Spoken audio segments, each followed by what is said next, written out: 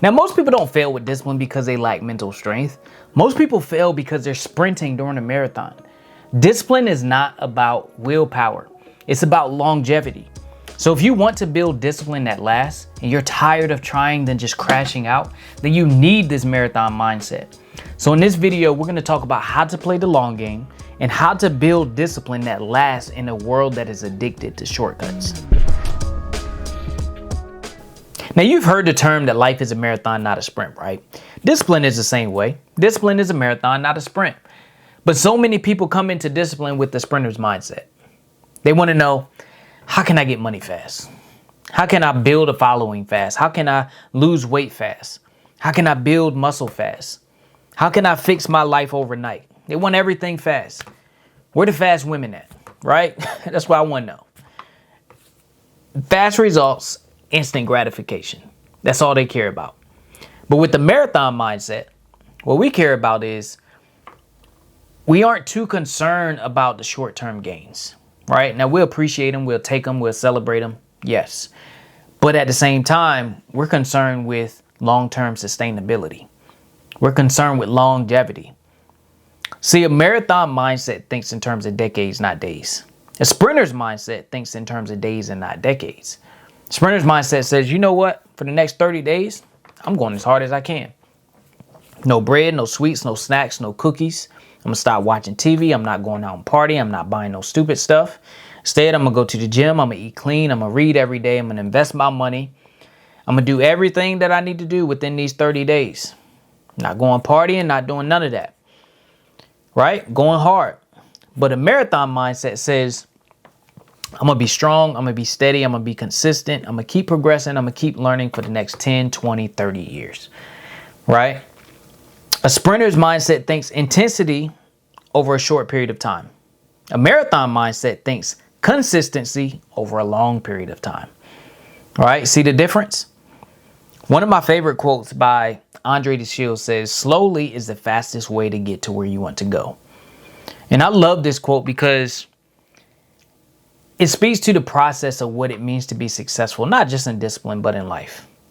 Because when you have someone who takes their time in the beginning to focus on the fundamentals, then it allows them to build some long-term success. You think about all the greats in sports. They weren't the most talented. They weren't the biggest, the fastest, the strongest. But instead, it was those who focused on the fundamentals, got really good at the fundamentals, built some momentum off of that.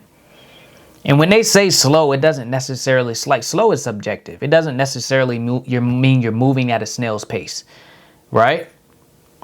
But what it means is you're going at your pace to learn correctly, to build a solid foundation. Military has the same thing. Slow is smooth, smooth is fast. When they're teaching you to shoot, right? They don't need you shooting fast as soon as you get there. No, they want you to take your time, learn where you are in space, right? Learn how to get on target, pull the trigger, boom, knock them down. Slow is smooth, smooth is fast. When people that are wealthy have a saying, stay small long enough, you'll be big soon enough. Love that quote. Need to find out who said it. Right? Stay small long enough, you'll be big soon enough. That means as soon as you start getting a little bit of money, don't go start buying stupid stuff.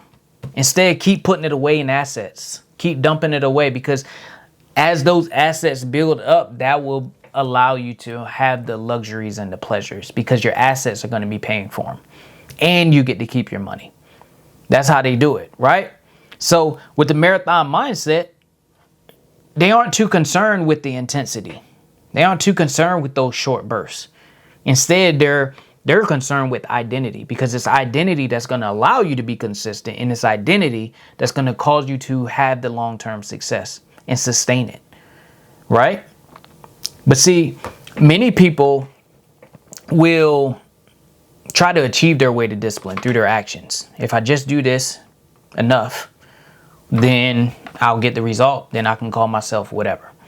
But discipline is not something you chase. It's something you embody, right? It's finding the right habits, finding the right mindset, finding the right beliefs, the ideas, the right character, and making those things a part of you, not just chasing those things. right? When I say chasing, what I mean is you're waking up, you're listening to the motivational speeches, you're listening to the audio books, you're reading the motivational quotes, you're doing the affirmations, you're talking the right talk, you're saying the right things, but you're not living them and making those things a part of you. It's necessary because in life we don't get what we want, we get who we are. And who you are is based off of what you train, right? Or what was trained on you, because sometimes it's not something that you necessarily intentionally trained. Sometimes it was something that was trained on you through ignorance or through innocence. Sometimes you just didn't know and you was like, oh yeah, that sounds good. I'll roll with that. Or sometimes it's through innocence where you're in an environment and you trust the people who are teaching you and then you find out it's wrong. But the beautiful thing about something being trained on you or you training something yourself is what is learned can be unlearned. That's the beautiful thing about it. So when it comes to being disciplined and having that long-term discipline, you don't just want to focus on what you can get. Instead, you want to focus on your identity, right? Because again, it's your identity that's going to cause you to act consistently. We don't get out of life what we want. We get out of life who we are, right? And who we are, we will always act in alignment with that thing. So don't focus on what you can get from the process. Focus on who you're becoming in the process. Let's talk about 3 core values of a marathon mindset. All right. So number 1, we got marathoners play the long game with long-term thinkers, because one of the fastest ways to sabotage your long-term discipline, one of the fastest ways to sabotage your long-term success is to hang around short-term thinkers, right? Because they're constantly in a state of reaction. They're constantly in survival mode. They're reacting to everything that happens to them. They're reacting to and stressing to everything that life throws their way, right? They're constantly on the defense, never on the offense. Short-term thinkers will have you buying things you don't need, fearing things you don't need to fear, and chasing things that won't last.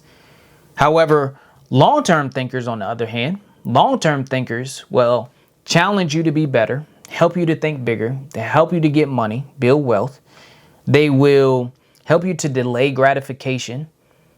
They will push you to discover your purpose, to live a life of fulfillment. They will help you to build something that is going to be impactful for others, but that will also last, right? So you want to play the long game, not these short, intense bursts, but play the long game with long-term thinkers. Find a community of long-term thinkers, right? Find people on YouTube, whatever. Long-term thinkers, not just short-term who wants to get things done fast. Because just because something is built fast doesn't mean it's going to be sustainable. Most things that are built fast are also built fragile, which means it's going to come down faster than it went up, right? So that's number 1. Number 2 is you want to fall in love with the quote-unquote boring, right? Because this is where so many people fail. Everybody's excited in the beginning. Oh, I'm going to write a book. Oh, I'm going to build a business. Oh, I'm going to get in shape. I'm going to do all of these things, whatever. Everybody's excited in the beginning. But it's in that middle when you get caught in the repetition of now you got to write every day. Now you got to go to the gym every day. Now you got to do this every day. That people start to lose that excitement. And now, right, they're lacking the execution. People got the excitement all day, but they lack the execution, because executing daily isn't always sexy. It isn't always fun. Just like going to the gym every single day doesn't look as cool as it does on social, right? Reading every day isn't always glamorous. Studying the same subject every day so you can become a master of your craft isn't always beautiful. But it's those small, subtle, steady moves that compound over time that will cause you to build a life, build a discipline that people only can hope for, right? And then people are going to think that you have some special gift or some special talent, when in reality, you've just got really good at executing on the small things well.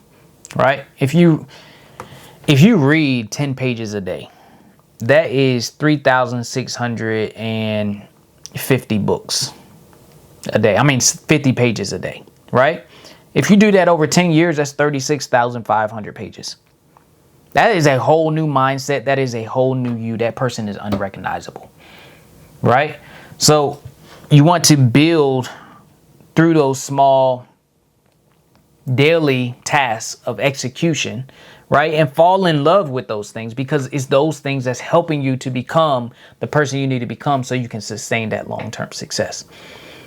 And the next one is you want to commit to the identity, not the goal. The goal is important. Don't get me wrong. The goal is important because the goal gives us an aim. It says the direction that we want to go, right? Because if you don't have no direction and you don't know where you're going, you're just going to end up going nowhere, right?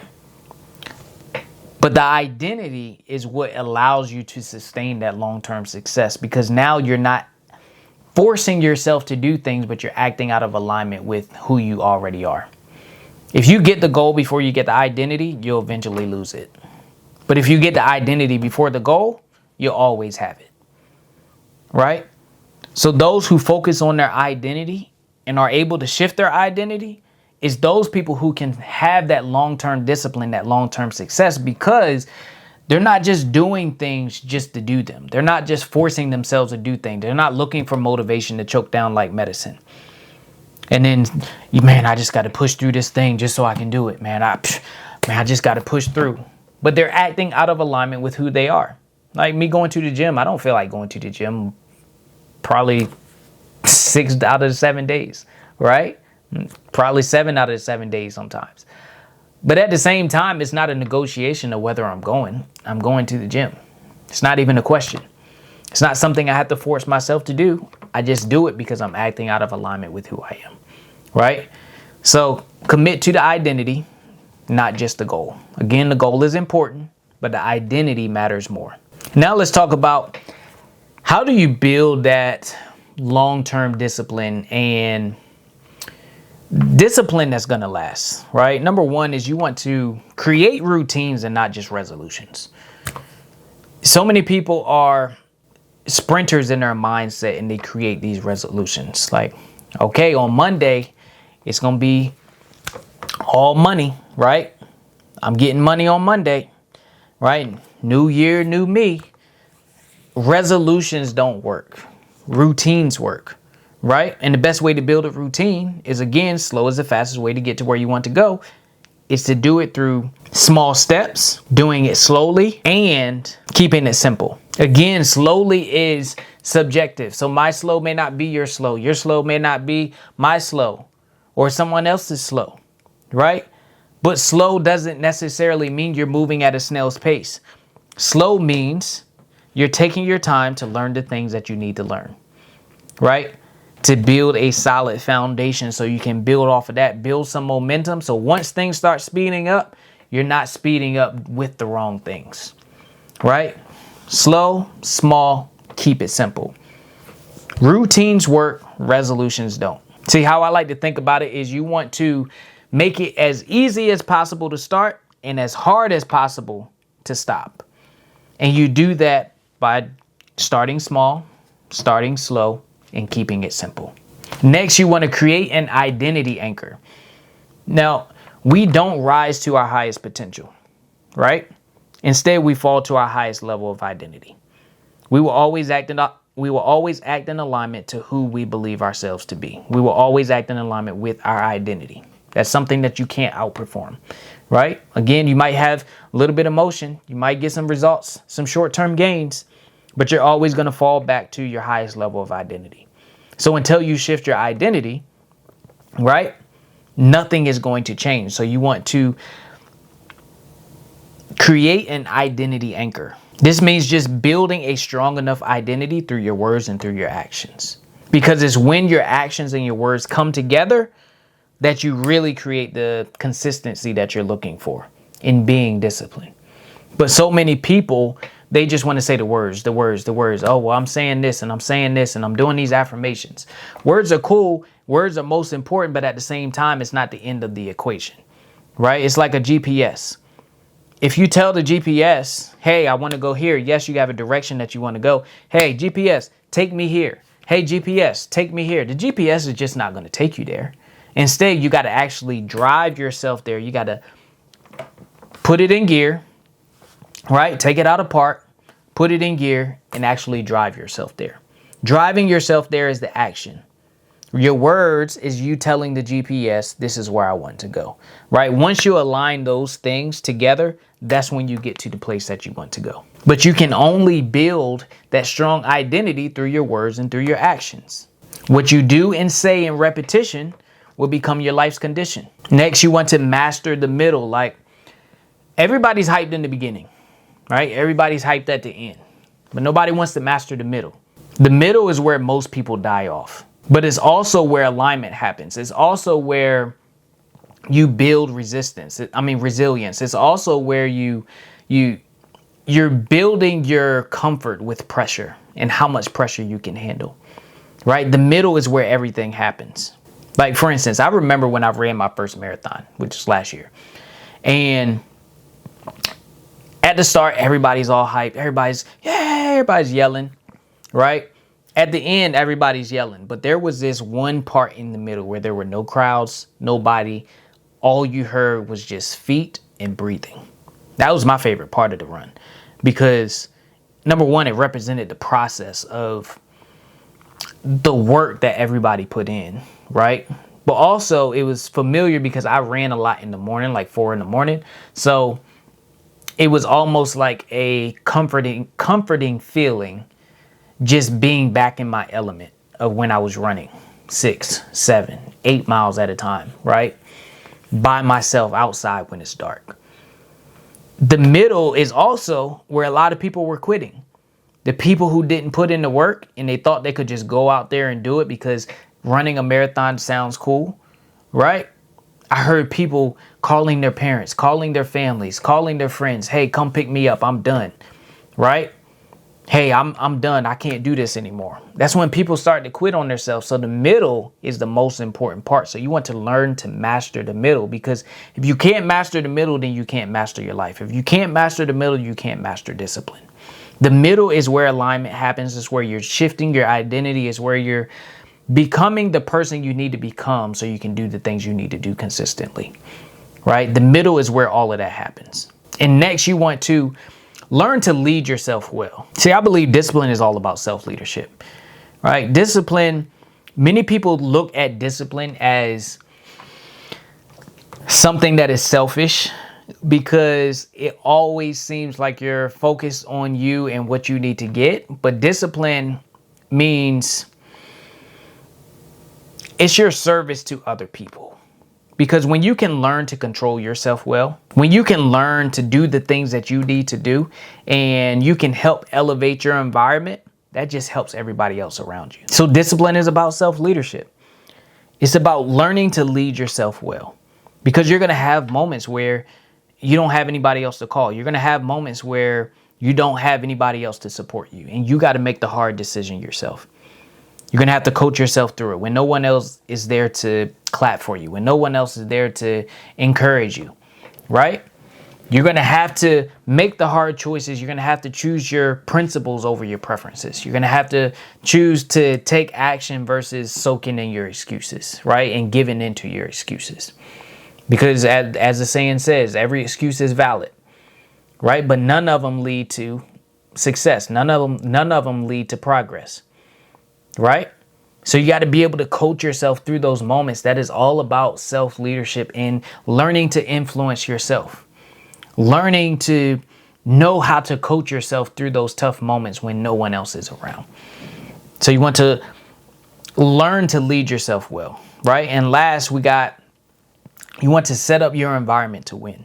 We are not just a product of our habits, but we're also a product of our environment. People that are successful, who look like they have this amazing willpower, people who look like they are greater than their temptations. It's not that they're necessarily greater than their temptations or they have this amazing willpower, but they've set up their environment to win. Their environment makes it very easy for them to win. Environment is the most powerful influence in the world, right? Weakness and mediocrity cannot be upheld in an environment that is dominated by strength and excellence. But also, strength and excellence cannot be upheld in an environment that's dominated by weakness. Environment is a powerful influence. It's one of the most powerful influences in the world. The longer you stay in a certain environment, the more likely you are to become a part of that environment. I've never seen anybody who can sustain positive habits in a negative environment long term. Yeah, you might be able to do it once, twice, maybe 3 times or whatever. But you keep them there for months, years at a time.